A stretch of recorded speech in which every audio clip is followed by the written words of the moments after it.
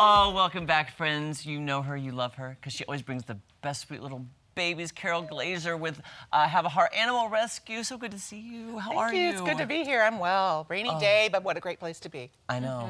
And it's always a great day to talk about HavaHeart and your amazing mission and all the adorable babies who need homes. And you've really brought us different stories. Every time you've been on, it's a different type of, you know, every animal. dog is unique and they have their own story and their own journey.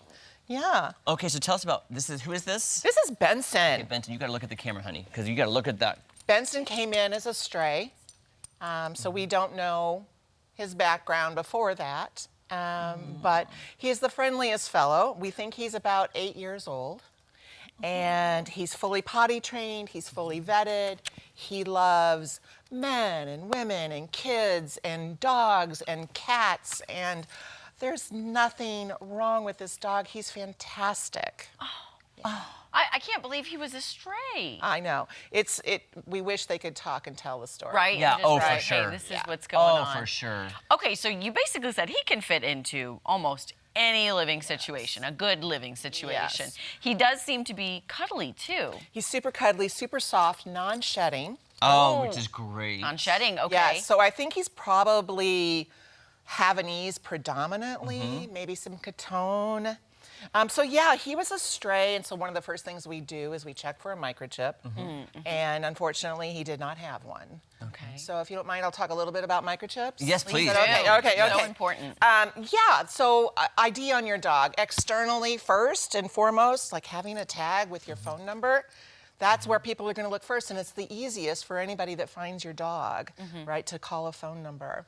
And then internally, a microchip is like the size of a grain of rice. It's so tiny, and it goes in between their shoulder blades, and it just will have a digital ID. So when it's scanned, and if you register it, unfortunately, a lot of people don't take that extra step to register the dog.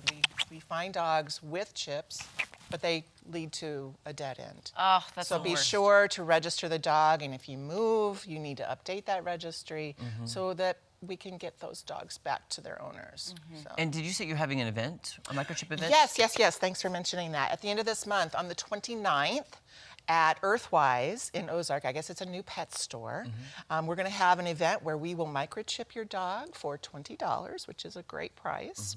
And we're going to take pictures of your dog for 4th of July. So we'll have some things to put on the dog and take some pictures. And that's any donation. We'll take the picture, we'll send it to you digitally. And with the 4th of July, you know, and the fireworks, a lot of dogs get really scared. Absolutely. Yeah, they get a little crazy, and so microchipping is really important for that. Yeah. Too. And before I really knew what microchipping was, I was like, are they going to have to, like, do a whole surgery, essentially? But like you said, it's the size of a grain of rice. It's easy peasy, done within all of a few minutes. I'll be there to microchip, and it's just like putting a little shot in there. It's no big deal. Dare I say his face somewhat looks human? Yes, it does. I'm like, Benson, look over there, because look at that face. His face looks so kind of human a little bit. They say that about Havanese. They have those human eyes. Look at that, Benson. Yeah. Oh my goodness gracious.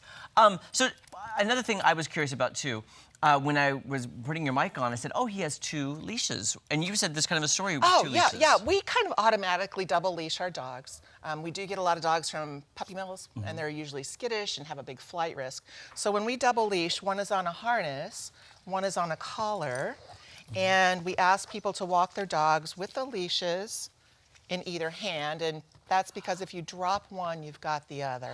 Okay. Oh. So it's not Safety together. net. Yeah, it's very much a good practice for safety. Yeah. Wow. Yeah. I even think, with training dogs, you know? Yeah. Learn how to walk and all that. So is Benson up for adoption, or is Benson? He is. Okay, so he's available, guys. It's available. You just need to go to havaheartrescue.org and fill out an face. application. He Look is at that so little chill, face. too. And, He's you great. know, someone that is looking maybe not for a hyper dog, Benson's perfect. He's fantastic. How does somebody go through the process and also become a part of the group? Because it's very important. I love being a part of the Facebook group. I love it. Yeah. So just go to HavaHeartRescue.org, fill out an application. It's the same application whether you're interested in fostering, adopting, or volunteering. And just a moment about volunteering. We are especially looking for people that will transport for us right now. We do adopt dogs all over the state and even out of state. So we could really use some help. If you're willing, we'll pay mileage. Oh, wow. Okay, We'll pay that's mileage. good. Yep. And if you'll help us transport. But if you're interested in Benson, fill out that application. There's a place on there that says, what dog are you interested Yeah, it's in? okay. Yep. Okay. Yeah.